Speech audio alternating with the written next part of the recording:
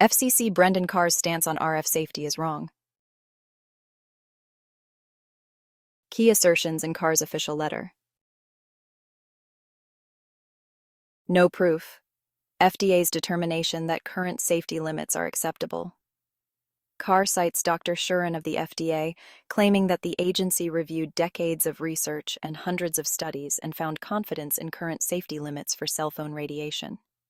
According to Carr, these safety limits were deemed acceptable for protecting public health. The reality. The 2021 U.S. Court of Appeals ruling contradicted this claim.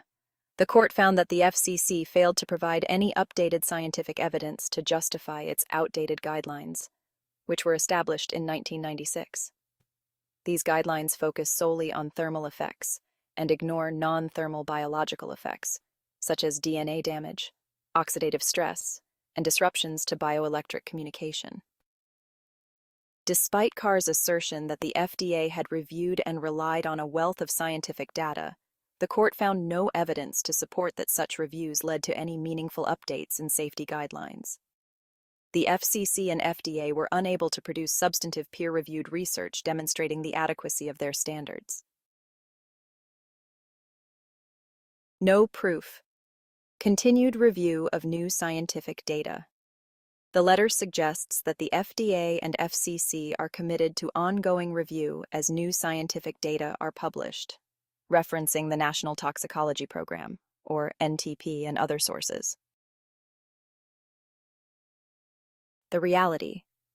While Carr points to the NTP's research as evidence of ongoing review, the NTP study itself found clear evidence of cancer, including gliomas and cardiac schwannomas, from RF radiation exposure. Instead of addressing these findings, the federal government under the Biden-Harris administration cut funding for further research. This demonstrates a move away from evidence-based policymaking, rather than the active review claimed in the letter. Additionally, the Ramazzini Institute study, which replicated the NTP findings at lower exposure levels, further confirmed the carcinogenic potential of RF radiation. These findings have not been reflected in any updated FCC or FDA guidelines. No proof confidence in current safety standards. The letter reassures that the current safety standards, based on research, are adequate to protect public health. The reality. The FCC's guidelines have not been updated in over 25 years, despite significant advancements in wireless technology and research on RF radiation's biological effects. The court emphasized that both the FCC and FDA failed to provide any substantive justification for retaining these outdated standards. The guidelines do not account for the non-thermal effects documented in thousands of peer-reviewed studies. Breakdown of misleading statements. Misleading claim. Number 1. Hundreds of studies support the safety standards. While hundreds of studies exist, the FCC and FDA selectively ignore evidence of non-thermal effects, focusing only on studies that support the thermal paradigm of RF safety.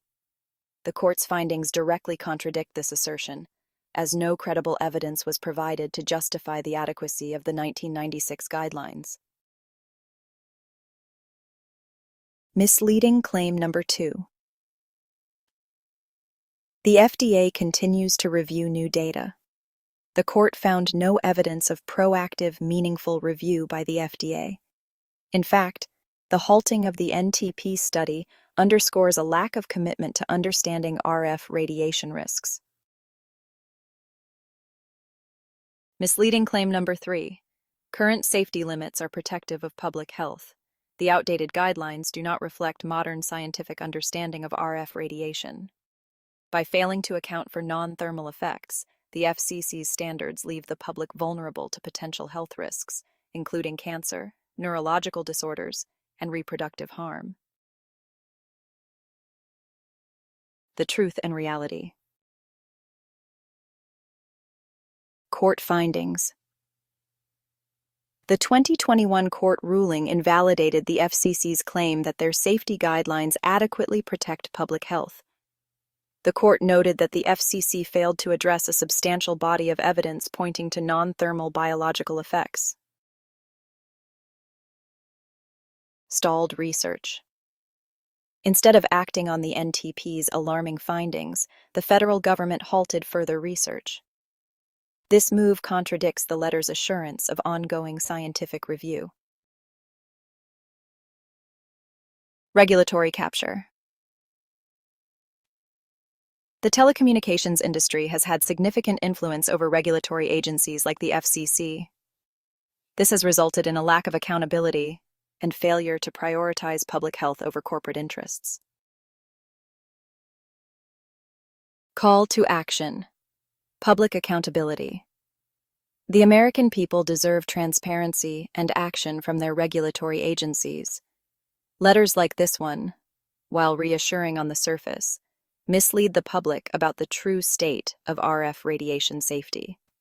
The 2021 court ruling makes it clear that the current guidelines are insufficient and outdated, putting public health, especially children's health, at risk. It is time to demand updated guidelines. Agencies like the FCC and FDA must revise safety standards to reflect modern science. Insist on independent research. Funding must be restored for independent studies on RF radiation's biological effects. Hold regulators accountable. Policymakers must prioritize public health over industry profits. The FCC and FDA can no longer ignore the overwhelming scientific evidence of RF radiation's risks. Public awareness and advocacy are critical to ensuring the health and safety of future generations. Visit RF Safe to learn more.